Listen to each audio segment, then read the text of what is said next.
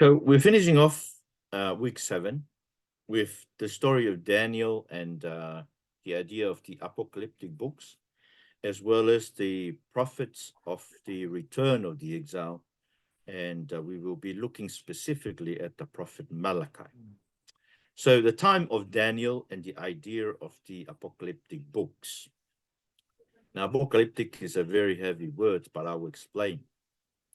Now, the time of Daniel, according to Daniel chapter 1, verses 1 to 4, is the time of the reign of King Jehoiakim of Judah. So here's Daniel chapter 1 and verses 1 to 4. In the 3rd year of the reign of King Jehoiakim of Judah, King Nebuchadnezzar of Babylon came to Jerusalem and laid siege to it. The Lord handed King Jehoiakim of Judah over to him, along with some of the vessels from the house of God. Nebuchadnezzar carried them to the land of Babylon, to the house of his God, and put the vessels in the treasury of his God. The king ordered Ashpenaz, his chief eunuch, to bring some of the Israelites from the royal family, from the nobility, young men without any physical defect, good-looking, suitable for instruction in all wisdom, knowledgeable, perceptive, capable of serving in the king's palace. And he was to teach them Chaldean language and literature. It's the word of the Lord. Thanks be to God. You see, the idea is that Daniel was a prophet at the time of Jehoiakim, and this is the very first exile to Babylon. We saw last week there were 3 exiles to Babylon. This is the first. It was not a wholesale exile of people. It was just a selective few people from the royal family who were fit physically and mentally, intellectually, to study in the University of Nebuchadnezzar in Babylon so that they can work in his government. So that's the time of Daniel. It's the time of King Jehoiakim of Judah. Now, Daniel and Revelation are the only books in the Bible that are called the apocalyptic books. Now, apocalyptic comes from the Greek. It means from the covers or uncover, right? So the concept of the apocalyptic books is this. Their aim is to unveil the end, right? To reveal the end, to uncover the end, right?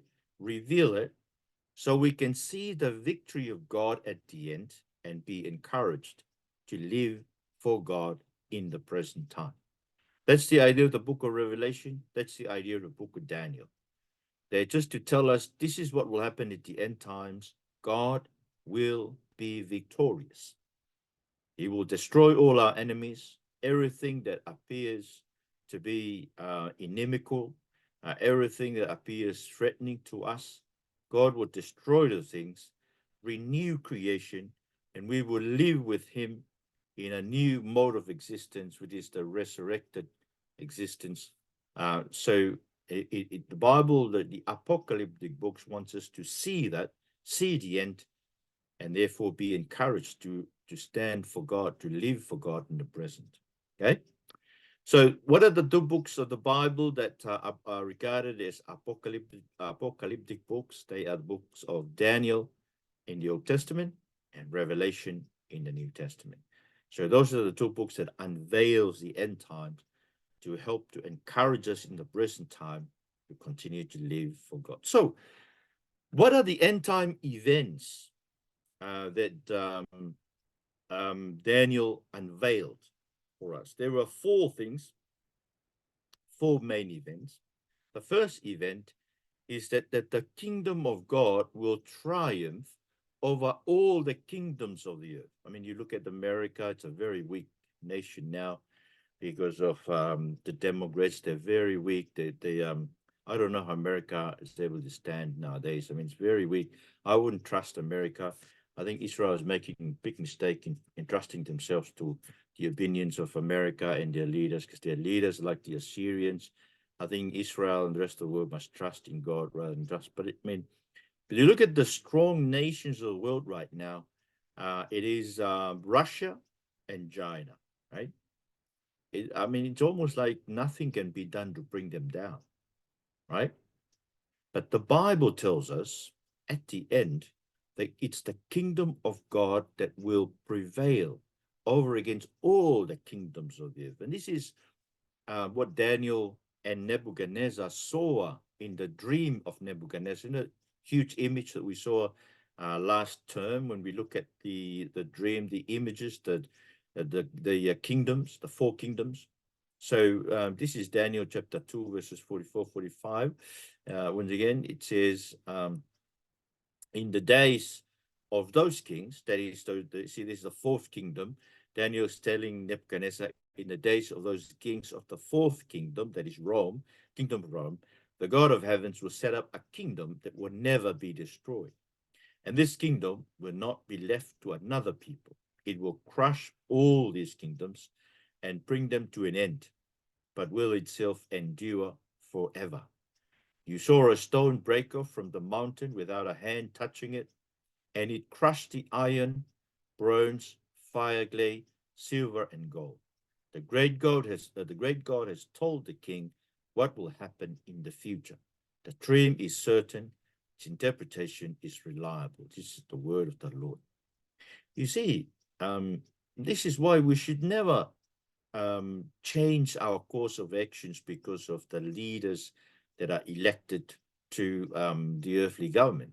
Whoever will be elected in the next election in America, it's very sad what America is doing to Trump. I mean, I don't agree with Trump, and in some sense, I don't really like him. But what America is doing to Trump is very sad to see a democracy that can do that to one of their own citizens. It's almost like an ongoing persecution that they're doing to this man. But you see, even if Trump is re-elected, we should never um, trust in worldly governments.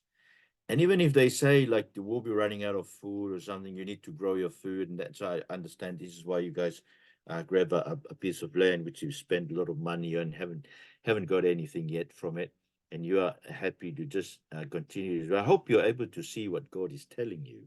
You really need to get out of that for the piece of land. Otherwise, you're going to waste your money again for another year. I'm not a prophet or son of a prophet, but I can tell you, God is doing something, and you must listen. You must surrender. You must get out of that piece of land because it's almost like a black hole for your money. Your money could be invested in mission. Your money could be invested in the future remuneration for a minister, a salary for a minister. Your money could be invested in setting up another branch of our church in the mainland. There are so many things in which your money could be used for, but I think you're wasting your money in a piece of land because I think you change your course of action, thinking you put too much energy and emphasis on what the worldly leaders is telling you. They're not making decisions for this world. It's Jesus who is the ruler of the kingdom of God that rules over all things. So you must make sure that you seek the kingdom of God first. You see, don't worry about what you eat, what you drink. Why? Because our Heavenly Father knows that we need those things. See, it's if He feeds the bird of the air every day, clothes the lilies of the valleys of the valley every day, wouldn't He care for us, His people, who cry out to Him day and night? See, we must trust in Him.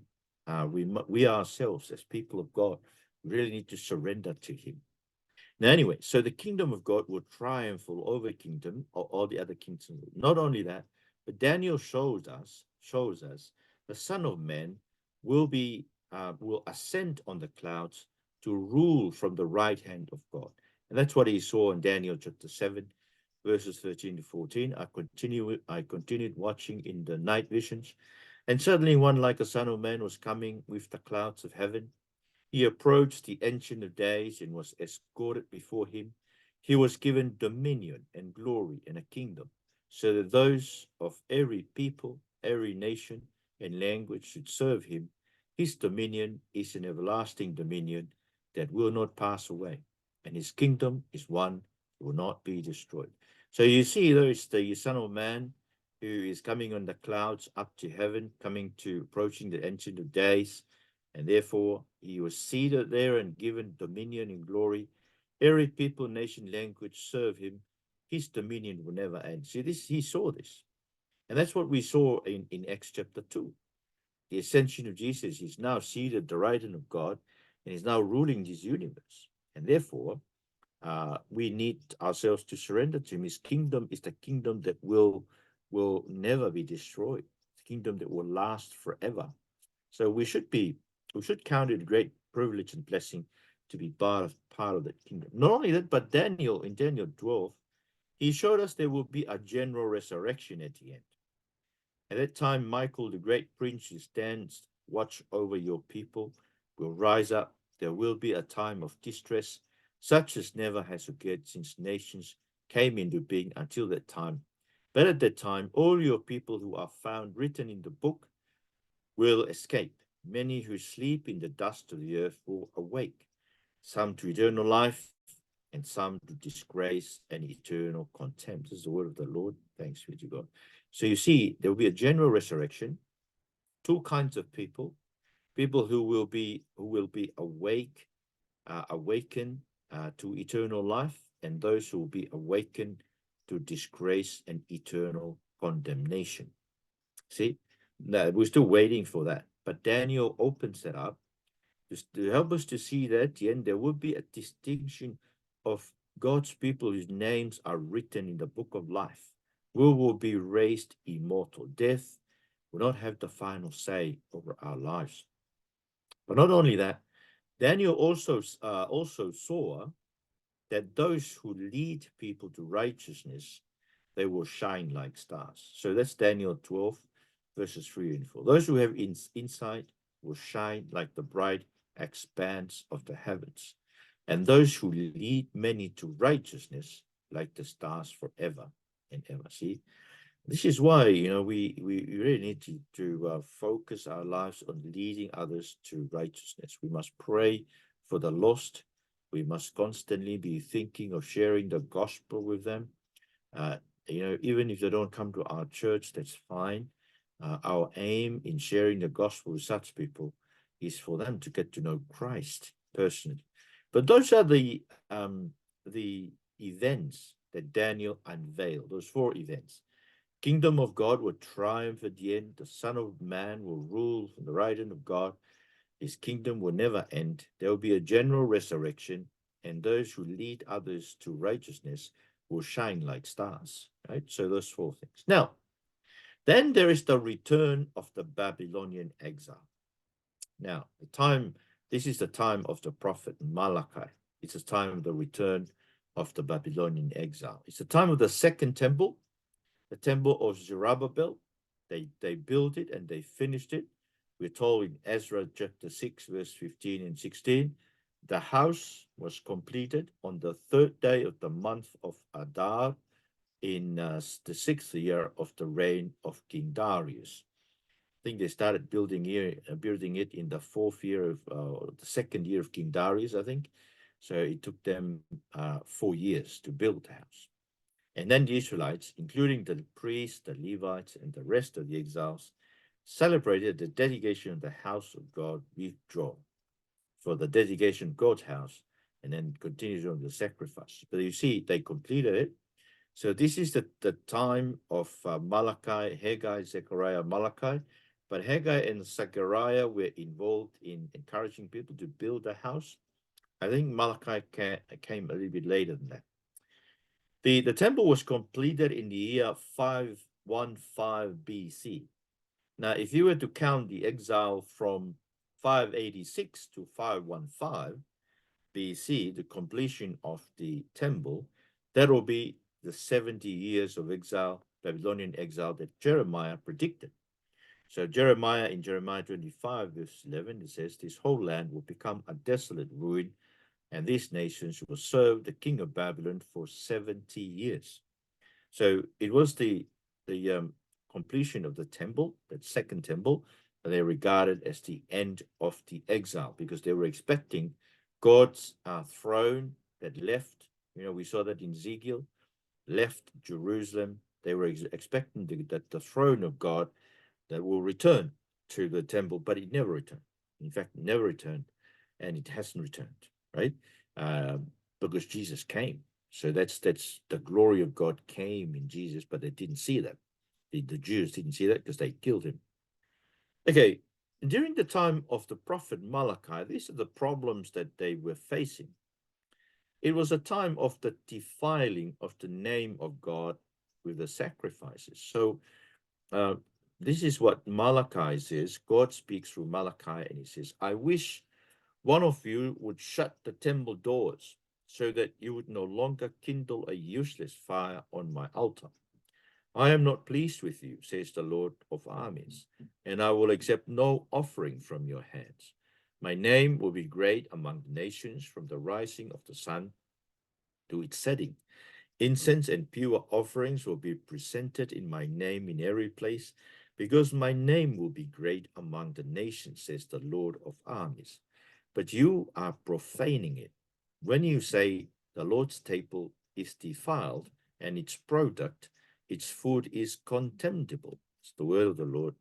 Thanks be to God. You see, they're defiling, they're offering to God sacrifices that are defiled, unacceptable. And so the name of God is defiled because they have that kind of sacrifices they're offering him. Not only was a time in which the name of God was defiled, it was also a time in which Bible teachers were teaching falsehood. So it's not much difference from our time now, isn't it?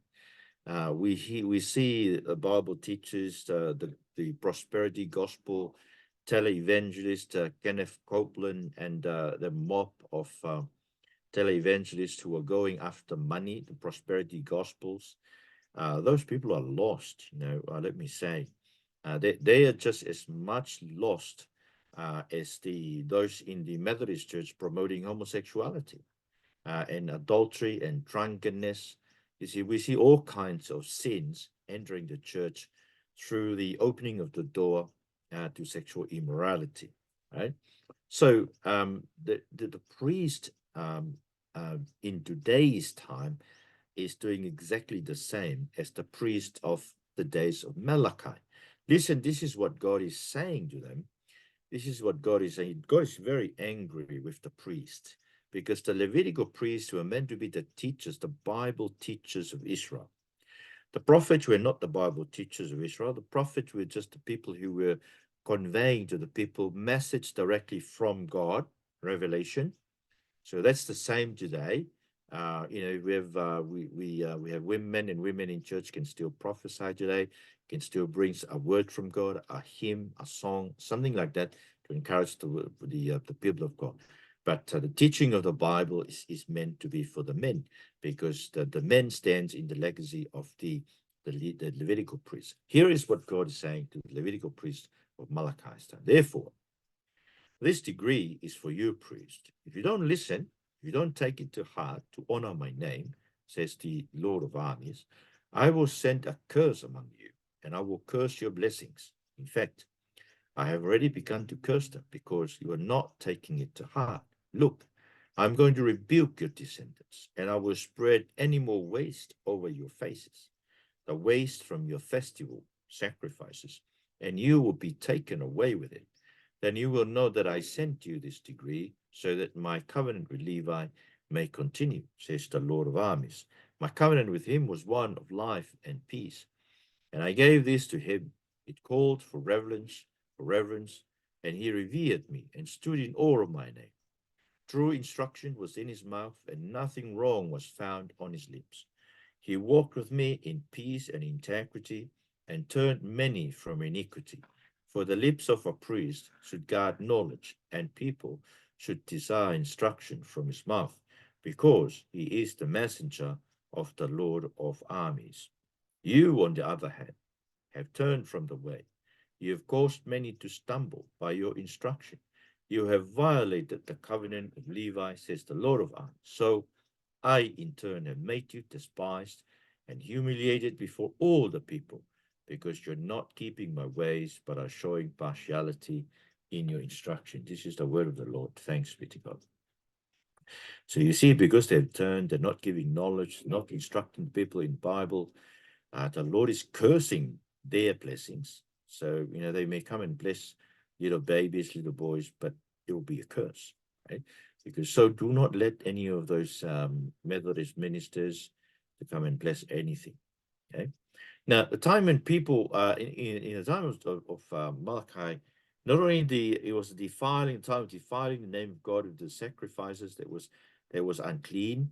It was also a time when Bible teachers teaching falsehood, but also a time when people were saying that there is no justice of God. That is, because they say that those the wicked are being blessed. I think you look around today, it's almost the same today, right? The wicked are blessed. The wicked, like Kenneth Copeland and those people, those prosperity gospel, they are being blessed. I mean, materially blessed. And that's what they were saying. So you have wearied the Lord with your words, yet you ask, how have we wearied him?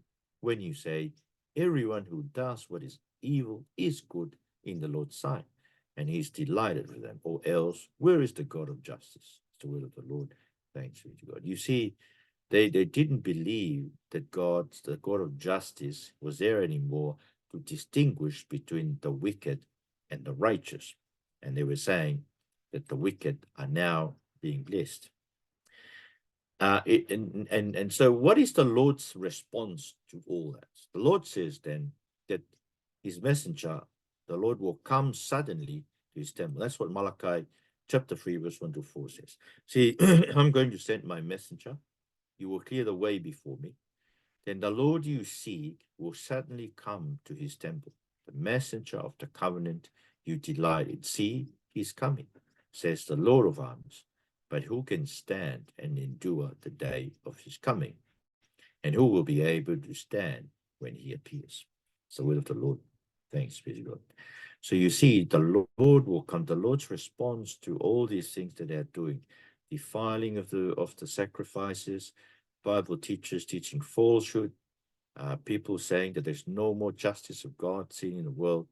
The Lord says, well, I will come, right? And when I come, what will he do? Well, he will separate those who fear the Lord and those who don't. So this is what he says in Malachi 3, verses 16 to 18. At that time, those who feared the Lord spoke to one another. The Lord took notice and listened. So a book of remembrance was written before him for those who feared the Lord and had high regard for his name. They will be mine, says the Lord of armies, my own possession, on the day I am preparing. I will have compassion on them as a man has compassion on his son who serves him. So you will again see the difference between the righteous and the wicked, between one who serves the Lord God and one who does not serve him. It's the word of the Lord. Thanks be to God. So you see that the Lord will once again distinguish between the righteous and the wicked. Those who fear him. See, it's very interesting that even when we talk, right, when we speak to one another, the Lord knows it, and so he write a book of remembrance of what we're saying to one another. So, I mean, he's expecting that as people fear him, we always speak encouraging word to one another. So when he comes, the Lord will burn the wicked. For look, the day is coming, burning like a furnace, when all the arrogant and everyone who commits wickedness, let me just turn my thing off. Sorry about that. For all the arrogant and everyone who commits wickedness will become stubble. The coming day will consume them, says the Lord of armies, not leaving them root or branches. You see that? He will destroy them, the wicked, when he comes. Then the prophet Elijah will come before the coming day of the Lord. That's Malachi 4, 5 and 6. Look, I'm going to send you the prophet Elijah before the great and terrible day of the Lord comes. And then we're told what he will do. So they were expecting the Lord will come, the prophet Elijah will come before the Lord, and then the Lord will turn up and bring justice, bring judgment, destroy the wicked, establish the righteous, set up the kingdom of God in Israel. And so this is what they were expecting the Lord to come and do. See, what were the prophets hoping to happen when the Lord comes on the day of the Lord? These are the things that they were expecting. Okay, there will be a new Exodus, Exodus 43, 18 to 21. Do not remember the past events. Pay no attention to the things of old. Look, I'm about to do something new. Even now, it is coming. Do you not see it? Indeed, I will make a way in the wilderness.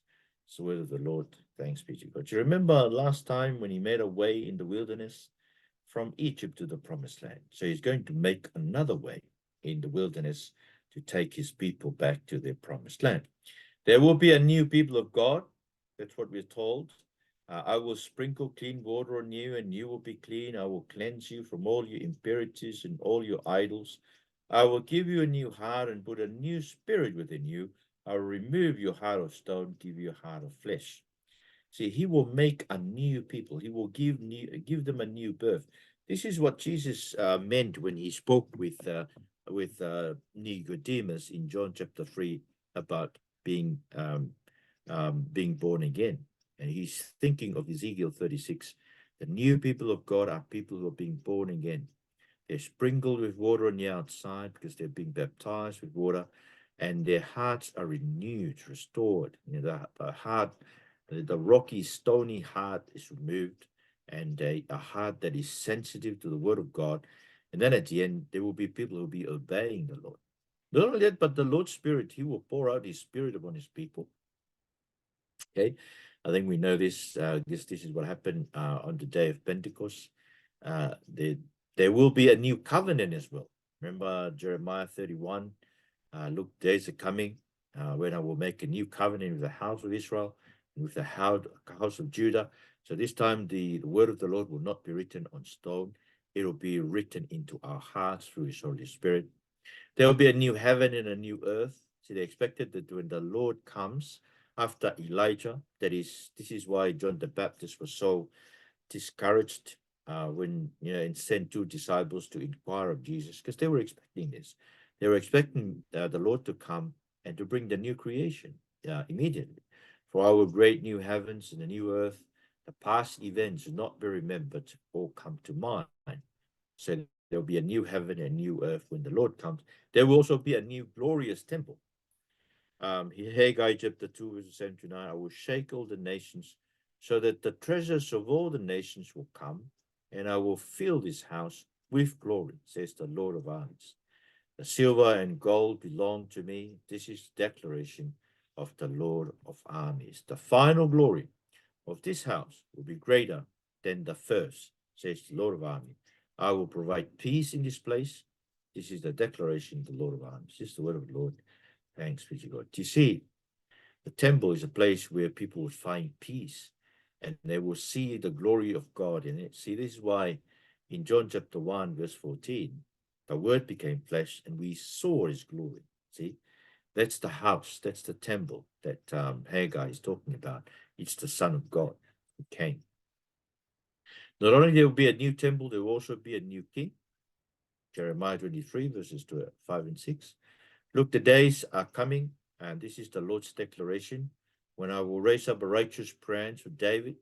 He will reign wisely as king and administer justice and righteousness in the land. And in his days, Judah will be saved. Israel will dwell in security. The name he will be called, the Lord is our righteousness. This is the word of the Lord. Thanks be to God. So he is the new king who will administer justice. Remember, this is what he did on the cross. He administered justice upon himself. The justice of God upon all of us is that we should be destroyed. We should die. We deserve to be punished and condemned and cursed. But Jesus took the curse, took the condemnation. It's as if he lived your life, right? And therefore took the punishment that you deserve. He lived your life.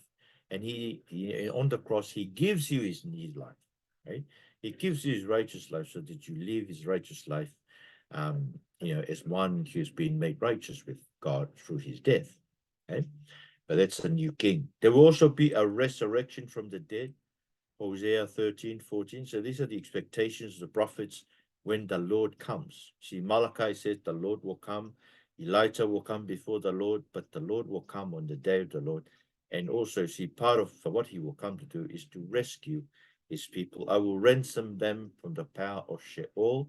Sheol is the place of the dead. I will redeem them from death.